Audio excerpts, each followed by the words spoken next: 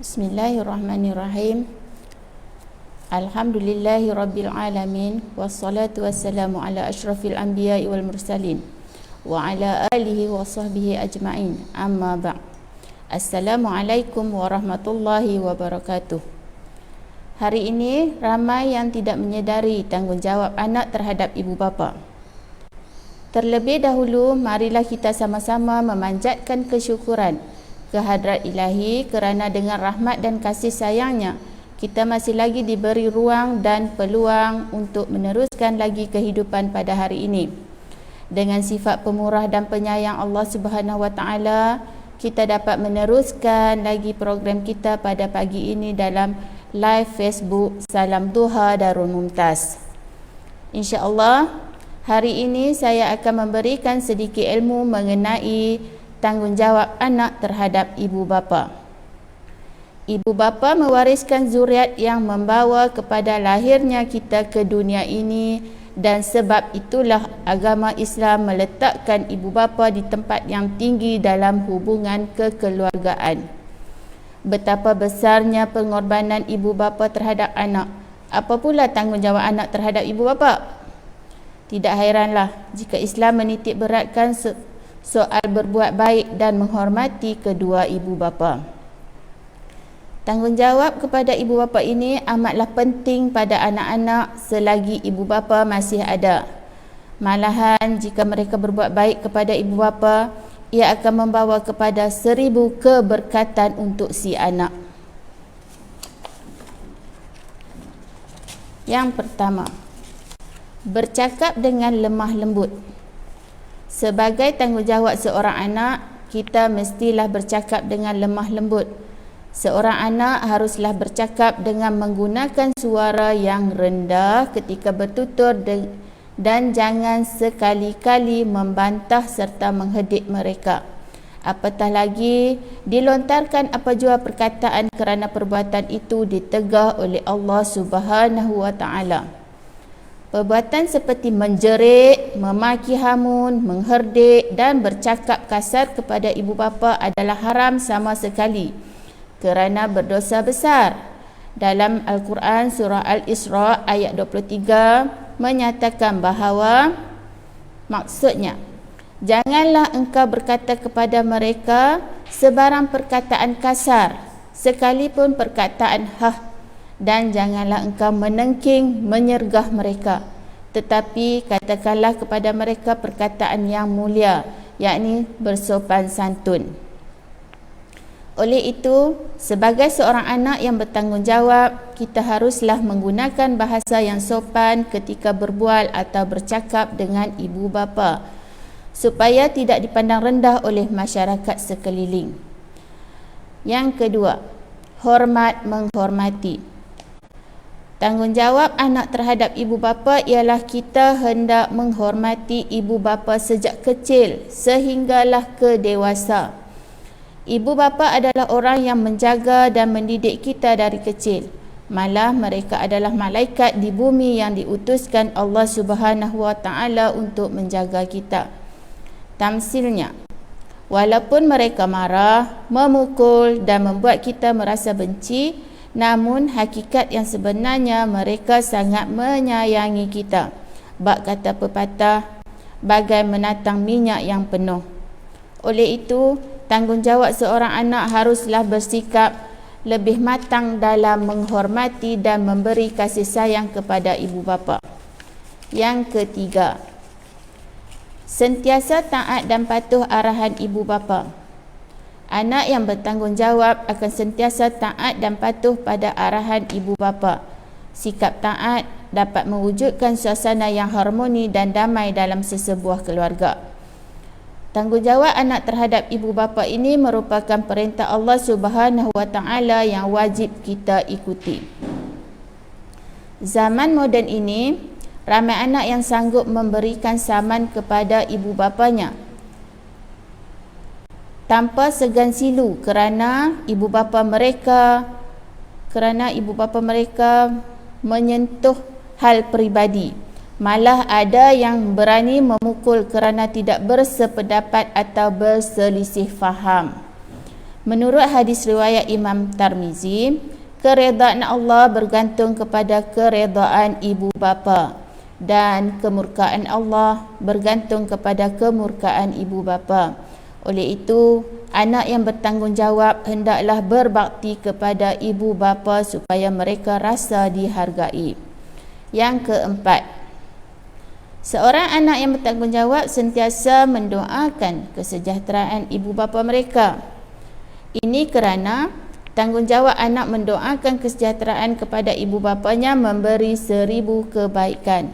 Dalam Al-Quran juga terdapat ayat yang memberi isyarat bahawa doa seorang anak untuk ibu bapanya sangat mustajab kerana Allah Subhanahu Wa Taala sudah memerintahkan demikian. Hadis yang direkodkan oleh Imam Muslim juga menyatakan tentang 3 perkara yang pahalanya akan terus mengalir untuk orang yang melakukannya walaupun dia sudah meninggal dunia. Salah satunya, pahala itu adalah anak soleh yang mendoakannya. Oleh itu, tanggungjawab anak terhadap ibu bapa juga adalah untuk mendoakan perkara yang baik supaya ibu bapa dihindari dari azab api neraka. Yang kelima, memanggil dengan panggilan sopan dan disenangi.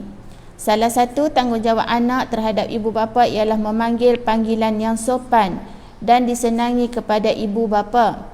Anak yang bertanggungjawab tidak akan menyakiti perasaan ibu bapa mereka dengan panggilan yang tidak elok. Tamsilnya, memanggil dengan panggilan yang keji kepada ibu bapa seperti bodoh, bangang, babi dan sebagainya. Perkara ini dapat menyakitkan hati ke ibu bapa walaupun ianya hanyalah perkataan sahaja. Jadilah anak bertanggungjawab dengan memanggil panggilan yang baik kepada ibu bapa. Yang keenam, menolong ibu bapa. Anak yang bertanggungjawab akan menolong ibu bapa dalam segala hal. Ini kerana tanggungjawab anak adalah untuk mengurangkan beban mereka dengan membantu mereka membuat kerja. Menolong ibu bapa dalam mengemas rumah, memasak, membantu kerja pembaikan dan sebagainya memberikan anak pahala. Sesungguhnya sebaik-baik apa yang dimakan oleh seseorang adalah berasal daripada usahanya yang bermaksud membantu ibu bapa dari sudut kemampuan setakat yang mampu sahaja. Itu pun sudah memadai.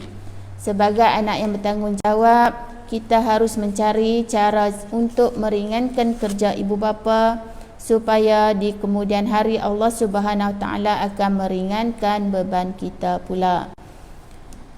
Yang ketujuh, selalu menziarahi ibu bapa.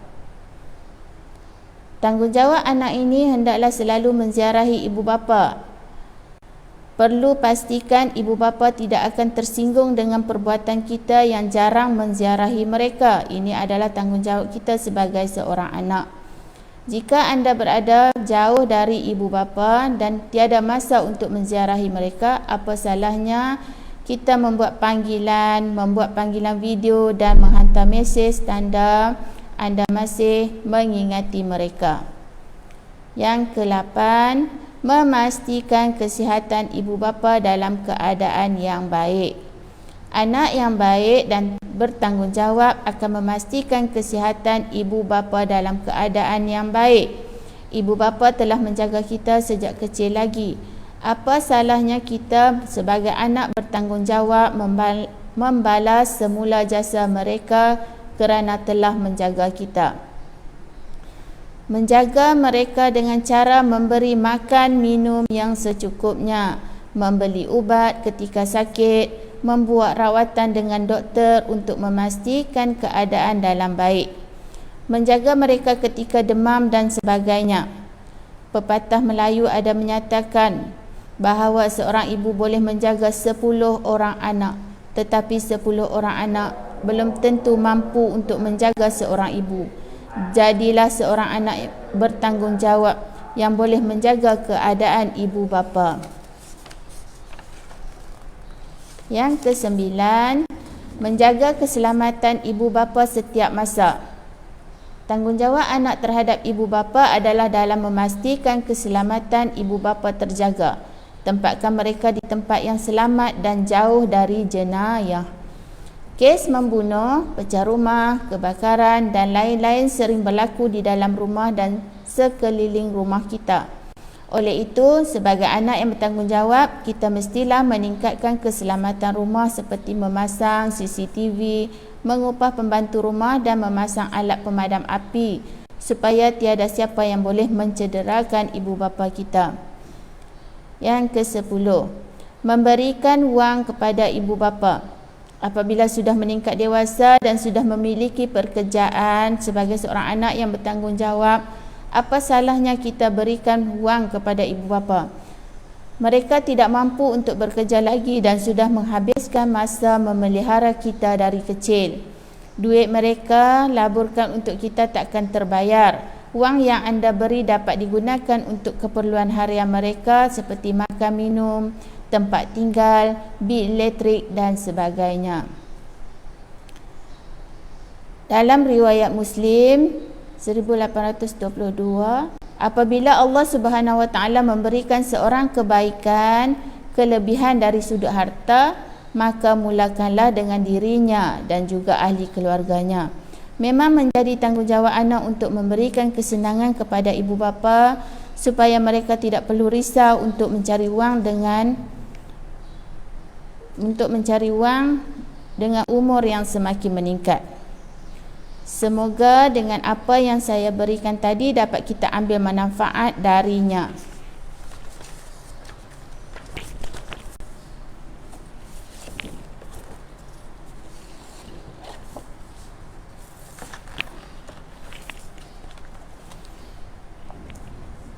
Pengambilan pelajar baru.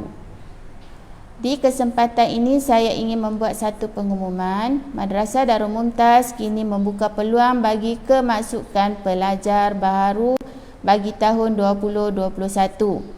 Terbuka kepada pelajar sekolah rendah dan menengah dari darjah 1 hingga ke tingkatan 5. Marilah kita sama-sama mendidik anak-anak kita ke arah pendidikan seimbang dunia dan akhirat, iaitu di sini Madrasah Darul Mumtaz.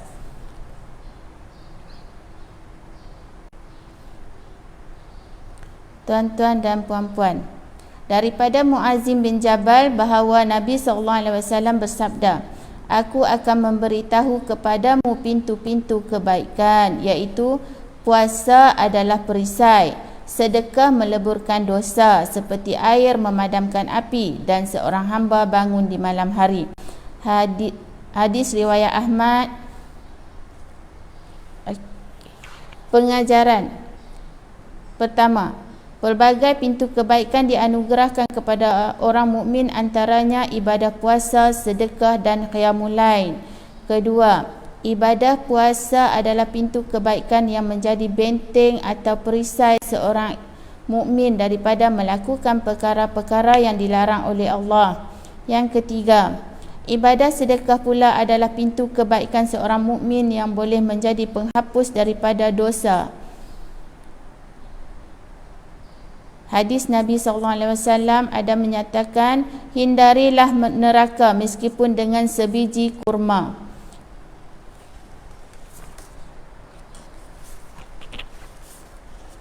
Yang keempat, menghidupkan malam qiyamul lail dengan melakukan solat sunat, tilawah Al-Quran, berzikir, memohon ampun dan berdoa merupakan pintu kebaikan seorang mukmin untuk membina kekuatan rohani. Saya dengan rendah hati ingin mengajak tuan-tuan dan puan-puan, saudara-saudari yang di luar sana untuk sama-sama menginfakkan harta ke jalan Allah dengan menyumbang kepada Madrasah Darul Mumtaz walaupun hanya dengan RM1 sahaja. Untuk makluman, kami di pihak sekolah masih memerlukan baki wang sebanyak